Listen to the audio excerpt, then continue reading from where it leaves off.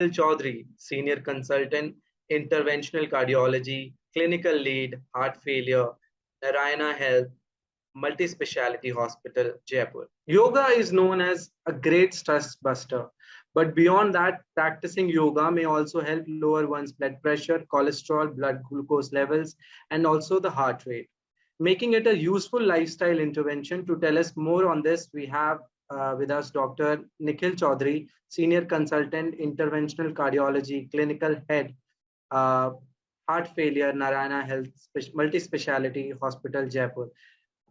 Thank you for joining us, Dr. Nikhil. Thanks a lot. Thank you, Alfred, for inviting me. Welcome to all listeners. Sure. First of all, I would like to understand, why is exercise so badly needed to keep our heart healthy? So I think we all know that India is suffering from an epidemic of cardiovascular diseases, and heart disease or cardiovascular disease is the #1 killer worldwide. So there are two. It is the most important cause of death, which is because of heart attack, and it is the most important cause of disability, which is because of stroke or paralysis. And all of them basically are lifestyle diseases. And there are certain risk factors associated with them, which are actually a part of how life we lead. And whenever we treat our patient, it is basically a mix of three things. First is diet, second is medicines, and the third and most important, according to me, is exercise. And it not only decreases our risk factors, but also overall long-term our prognosis for diseases, our tendency to develop these diseases, that is decreased. Right. Yoga specifically is quite helpful in bringing down the aftermath of a heart disease. So are there any asanas that you can tell us specifically which help in preventing heart issues and which help in maintaining a healthy heart? So you rightly pointed out, yoga is actually in today's world, it is a boon for us, because not only does it make us healthy, but also improves our heart health. It is an age-old tradition, old as long as civilization itself, maybe 5,000 years old, and we are actually lucky to be living in a country where it is a way of life. So yoga, you all know, it means sum or addition of all things. So not only does it include physical health, but as well as mental health, spiritual health. So it is a mixture of all these. And when we speak about our patients of heart disease, we just don't need to look into one particular physical health. We also need to look at stress. We also need to look at spirituality. And yoga is something which brings all these things into common. And so basically what yoga is it's a mixture of kriyas, mudras, asanas, and of course pranayam. So and actually science has taught us that last 100 years there have been innumerable studies which have studied yoga very closely. A lot of evidence-based medicine going into yoga and cardiovascular health. And all of them more or less say that although it may not increase life, but it makes the fight of our cardiovascular disease or heart diseases, it makes it more effective. It increases the treatment efficacy and improves overall well-being. So when I speak about heart diseases, there are two aspects to it. First is prevention, and the second is curative. So yoga, of course, someone who is healthy, he can adopt it as a way of life, and practicing daily yoga at least 5 times a week goes a long way in improving our in making our heart healthy. Speaking about asanas, I think the basic concept is that breathing is very important. So not just making a particular posture, you have to focus on the breathing, because that is where the benefit of yoga lies. And so that is why for someone who is beginning yoga, I think he needs to understand this concept. and just do some 4 or 5 minutes of deep breathing before he goes for various asanas. So I think just taking deep breaths inside and exhaling, that is important. And the concept of yogic breathing is that the duration of inspiration in which you inhale, that should be half of the duration in which you exhale. So you take a deep breath and you take at least twice the time to exhale that breath. So it should be a slow process. And so there are particular postures which actually help in improving our heart or making the heart healthier. And so basically what I tell my patients is start easy, start with breathing. You can go on to pranayam, which are breathing exercises. And then you can go to postures and start with the posture, which is in a standing posture. Tadasana is very helpful. It actually, what you do is you stand on your toes and take your hands over your head, lock them, and then you stretch your body. So it basically improves the body's oxygenation, stretches all the muscles of the body, and increases the oxygen carrying capacity of the heart. So then after Tadasana, one can switch to Tiryak Tadasana, which is sideways bending, Trikonasana, which is further sideways bending to touch the feet. And then going on to various other asanas, like if you've done your standing asanas, you can move to a sitting posture. Start with Vajrasan, focus on your breathing, meditate a little, and then you can basically look at asanas which involve bending forward, touching your toes, bringing your head towards your knees, which is Paschimottanasana. So these are exercises. Ushtrasana is a very good exercise for patients who have undergone a cardiac surgery or an angioplasty.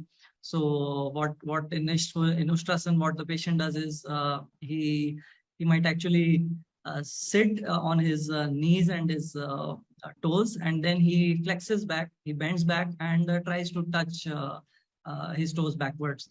So that again helps in improving the chest vital capacity, improves cardiovascular health. And then one can move to lying down posture. And there are various exercises, but especially for cardiovascular health, what is said is that you look for exercises which increase flexibility. And among them, I would say Setu Bandhasan is a very good asan for improving heart health. And again, finally, you end with Shavasana. You lie down, breathe, relax, and let each muscle of your body breathe and enjoy that peaceful state. Definitely goes a long way in making us healthy. Right. You also talked about some people who've gone through an angioplasty, and such procedures can also perform those asanas. But what about people who have had such as implant of pacemakers or bypass surgeries? Can they practice yoga? So it came as a shock to me. One of my patient who is 75 years old came all the way from Bihar to me. I practice in Jaipur. So and he had a pacemaker around 6 years back, and he told that Dr. Saab, मैं शीर्षासन कर लेता हूँ. What Shirshasana is the most difficult exercise among all the yogas, and what basically it means is you stand on your head and the legs are in the air. So you will be surprised how the body adapts. We can do any kind of yoga, and even pacemaker, there is no foundation. Of course, once initially the pacemaker has been implanted, we ask the patient to actually not move his head overhead, move his hand overhead. So not try to increase it above the shoulder height, but that is actually for wound healing, and that is only for the first 2 to 4 weeks. After 4 weeks, any form of exercise can be done. Just do it in a graded manner. And if you are starting out with yoga, I think you always try to do it with a guru who can actually teach you how to breathe properly, how to focus properly, and how to do each mudra properly. Right, you need an expert before you start performing asanas on yourself when you had such surgeries, which can, I mean, this without an expert being there can lead to a serious repercussions also if they're not done in the proper way. Right. So they say that the breathing is a sign of life. What are some breathing exercises? I know you've already told, but specifically, if you had to highlight, which would those be that you will highlight that these are the most important ones? So a great question, and which actually summarizes the basic concepts of yoga, I think. So there are actually what I'm a cardiologist, and what I deal with is patients who have undergone procedures or who are suffering from disease where they cannot go for vigorous exercises. So what I do is start educating them about pranayam, and pranayam is basically taking control of your breathing and then taking control of your body. So I would actually say that there are there might be different kinds of pranayam and all. There are many kinds of yoga actually, but five basic kinds of pranayam are actually very good for our heart patient, especially those who are starting out with yoga. And so I'll just enumerate them one by one and just try to do some justice to how it is to be done. So the first thing is just actually, as I said, just try to breathe in, relax, exhale, and then one can do Bhastrika. So what Bhastrika means is a very deep inspiration followed by a very deep expiration. So Bhastrika Pranayam is the first which I explained. So basically it's like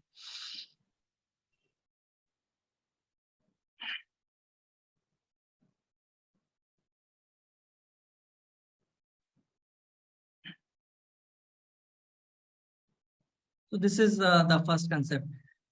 Then those who are fitter can go for Kapalbhati Pranayam, and especially those patients who have undergone a surgery, a bypass surgery, a pacemaker, or angioplasty. I would say just wait for 6 weeks before you do a Kapalbhati, because that is the one question which I very frequently encounter. Ki Doctor Sahab, मैं Kapalbhati कर सकता हूँ क्या?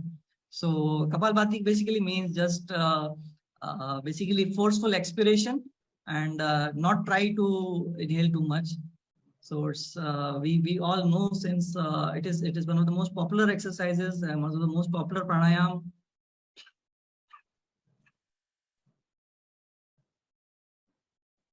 Basically, just try to do it as slowly as possible. Take your time. Those patients who have undergone an angioplasty start with only 30 breaths, and then gradually you can move up every week to maybe increase to 300 times in a single setting. But that is the second important pranayam. Third would be, I would say, Brahmri. Brahmri is again another pranayam which actually improves our not only our heart but also our brain, improves focus, improves concentration. So basically what one does is that tries to take a slow and prolonged expiration or exhalation.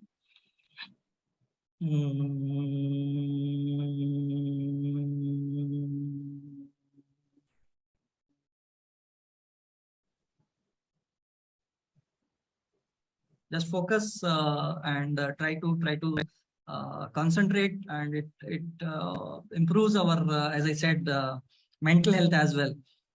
The fourth would be, I would say, Ujjayi pranayam is again a very important breathing exercise, also called as ocean breath, and you just try to breathe through a partially closed glottis.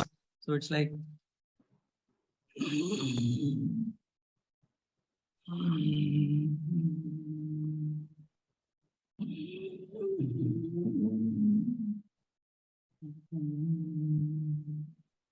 And finally, I'd like to end with Anulom Vilom, and it is one exercise which anyone, even a patient who is posted for surgery or who has just been operated on day one, he can just do it sitting on his bed, focus all his attention on his breathing, and just close one nostril, inhale through one nostril, close it, try to exhale through the other nostril, and inhale through the other nostril, close it, exhale through the other nostril, to the first one.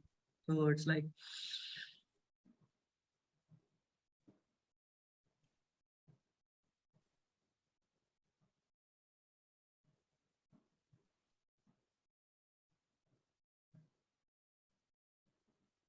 So these five pranayam, I think these are the basis of someone who really is serious about practicing yoga and who wants to improve his, make his heart healthy.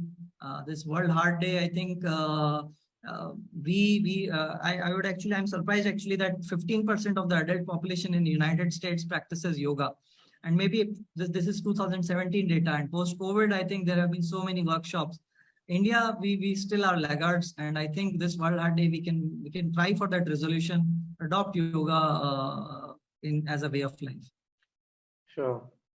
You highlighted some points there about people have to take care who've just come out of a surgery or something, which asanas they should do or they should not. So specifically, if we have to talk about some asanas and some cardiac rehabilitation as they go through after a bypass surgery, so which are the asanas you tell them to do, and which are the asanas that you tell them that don't do these one? Okay, great. So actually, I'm from Narayana Hridayalaya, and in Narayana, Bangalore, actually there was this big study conducted post cardiac surgery, post bypass, in which they actually looked at 3,000 patients and finally enrolled 500 of these patients who had undergone a cardiac bypass. And they were divided into two groups. One was given routine care and rehabilitation. That was 250 patients, and 250 of them were given proper teaching in yoga and prescribed yoga along with medicines. And what this study actually found was, this was published in Indian Heart Journal 2014, I believe. And what this study found was that those patients who had undergone a yoga-based rehabilitation, they had better control of not only blood sugars, but also blood cholesterol levels. So the HDL cholesterol, which is the good cholesterol, actually improved. VLDL and the LDL cholesterol decreased. Not just blood aspects, even aspects related to the heart pumping or the ejection fraction. So patients who undergo bypass, some of them have hearts which are weak or with low ejection fraction. And what was seen in this study was that patients who undergone yoga, they had a improved ejection fraction at the end of therapy. So actually it goes a long way in telling us that this is Indian study on cardiac patients undergoing yoga-based rehabilitation that was better than standard of care. So I think this is one thing which actually should make us wonder why we are not doing that. So if I speak about asanas which are really helpful for cardiac surgery patients, some of them we've already discussed. I think that goes without saying, but particular asanas which are quite beneficial are some asanas which improve our chest capacity. So if we speak about asanas which we can do standing, I think Vrikshasan. So from Tadasan, one can move to Vrikshasan, try to stand on one leg, cross the other leg, bring it to the level of the knee, and basically do deep inspiration and expiration. So very simple exercises patient can do standing, doesn't require any materials. So this is an asana which is very, very useful. Secondly, I would go with Veerbhadrasan. So Veerbhadrasan is again a very good exercise which increases the chest vital capacity. So basically turn to one side and bend one knee, stretch the other knee, So I guess it's very easy. Of course, if you join a particular class, it becomes simpler. But even there are a lot of YouTube videos, one can easily watch them and do these exercises. So if I go about exercises which involve sitting, I think there is Swan Asan and Matasyasan. Gomukhasan is particularly a very important asan. So basically, what you do is cross both legs, bring the left leg on the along the right thigh and the right leg along the left thigh.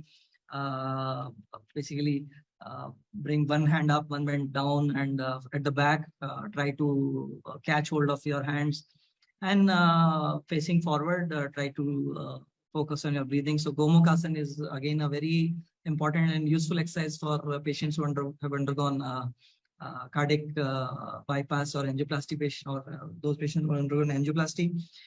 Then I would say Uttan Padanasan and Paschimottanasana. So these are particularly good exercises which increase the cardiac circulation, increase the flexibility. So I think these are the ones which I routinely tell to my patients. And I think just start slow, I would say. Ones that you don't Try to master each exercise before you move on to the next step. And I think just go slowly. That is all. Right, right.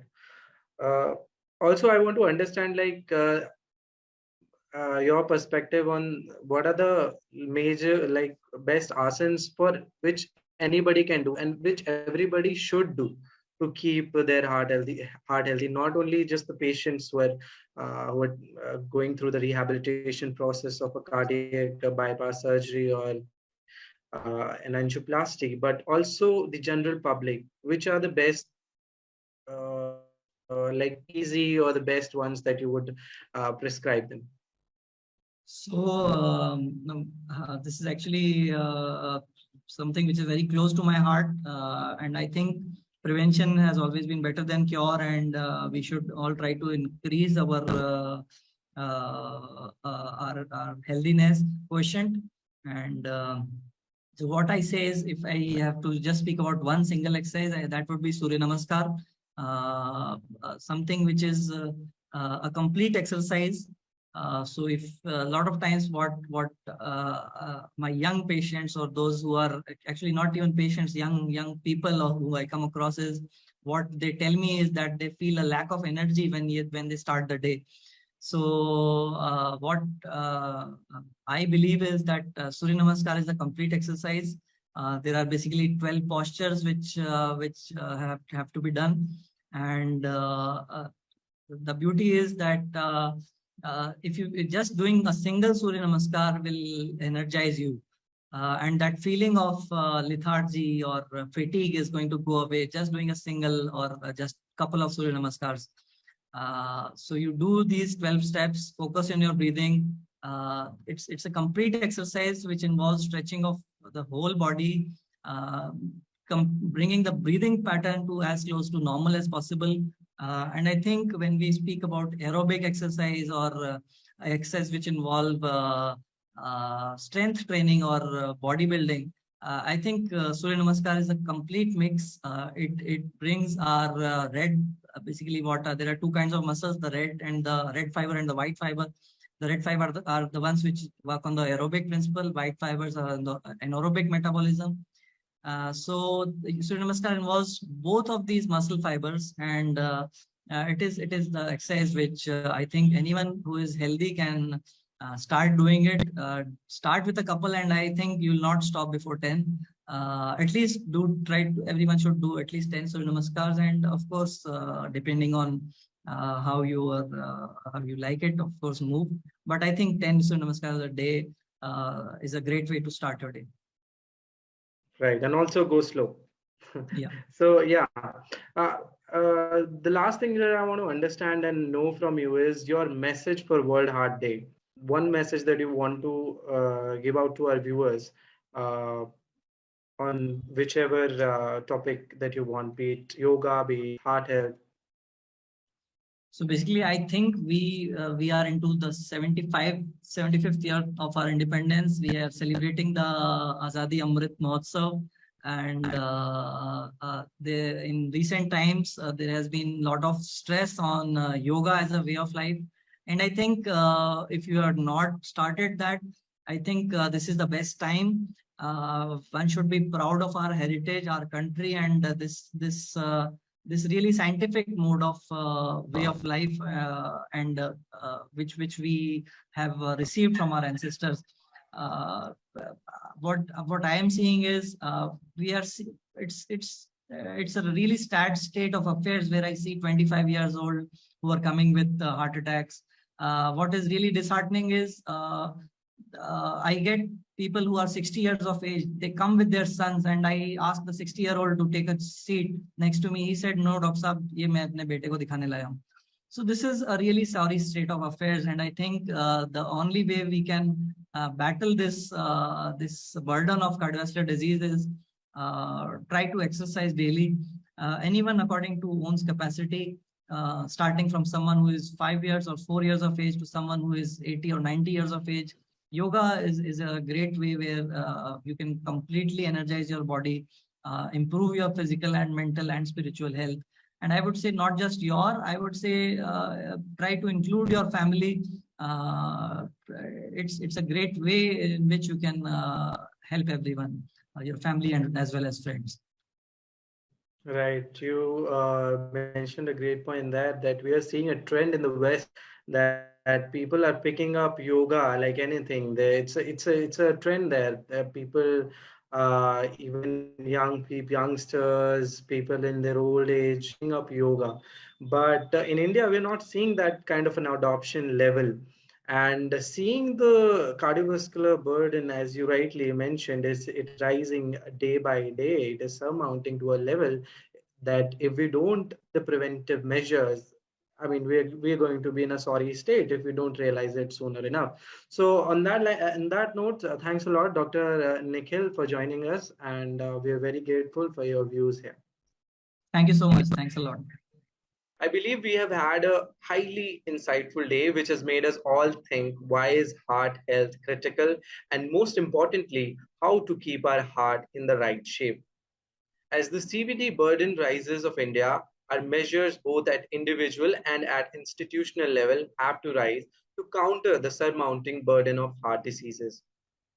Now, I would like to take this opportunity to thank all the specialized cardiac doctors and health experts who have made this day special by enlightening us with their knowledge into the field of cardiology or what works for our hearts.